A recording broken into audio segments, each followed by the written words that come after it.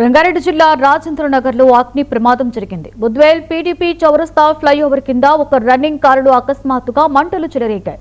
Engine భాగం నుండి మంటలు ఎగిసిపడడంతో కారు ముందు భాగం మొత్తం కూడా దగ్ధమైపోయింది. రద్దీగా ఉండే ప్రాంతంలో ఈ ఘటన చోటు చేసుకోవడంతో వాహనదారులు తీవ్ర ఇబ్బందులు పడ్డారు.